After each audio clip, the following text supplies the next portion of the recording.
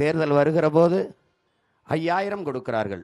1,31,00,000 வங்கி கணக்கில் ஒரே இரவிலே 5000 கொடுக்கிறார்கள். கேட்டால் ஏப்ரல் மேயிலே கோடை விடுமுறை உங்களுக்கு கை செலவுக்கு ஆகும் என்கிறார்கள். அப்போ இந்த ஆண்டு தான் ஏப்ரல் மே வருகிறதா? இந்த ஆண்டு தான் கோடை விடுமுறை வருகிறதா?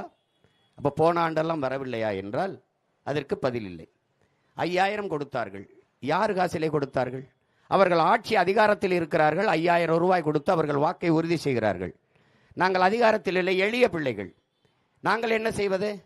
அப்ப ஜனநாயகத்தில் சம வாய்ப்பு சம உரிமை என்பதெல்லாம் எவ்வளவு வெற்றி சொல், எவ்வளவு வேடிக்கையானது.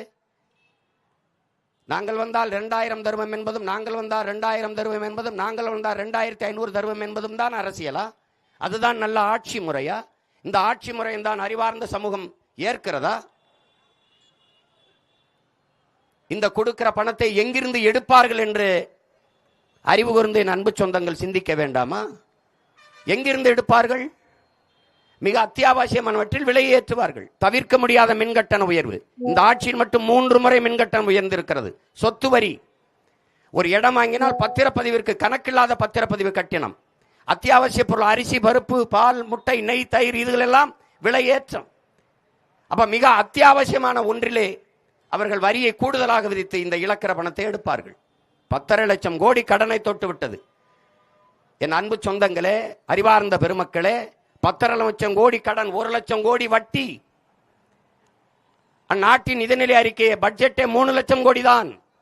அப்ப 1 லட்சம் கோடி வட்டி, 10.5 லட்சம் கோடி கடன். 10.5 லட்சம் கோடி கடனை பெற்று இந்த நாட்டில் நிறைவேற்றப்பட்ட ஒரே ஒரு நலத்திட்டத்தை சொல்ல முடியுமா இவர்களால்? அறிவை வளர்க்கும் கல்வி. ஒரு நாட்டின் வளத்திலே ஆகப்பெரிய வளம் அறிவு வளம். அந்த அறிவை ஏழை பணக்காரன் உயர்ந்தவன் தாழ்ந்தவன் என்று பாகுபாடின்றி சரியாக சமமாக தரமாக கொடுத்து விட்டோம். அப்படி சொல்ல முடியுமா? தனியார் பள்ளி கல்லூரிகளின் தரம் என்ன? தனியார் முதலாளிகள் நடத்துகிற பள்ளி கல்லூரிகளின் தரம் என்ன? அப்ப தனியார் முதலாளிகள் நடத்துகிற பள்ளி கல்லூரி தரமாக இருக்கிறது, அரசு பள்ளி கல்லூரி தரமற்று கிடக்கிறது என்றால் தரமற்றவர்கள் கையிலே அதிகாரம் இருக்கிறது என்பதானே பொருள்.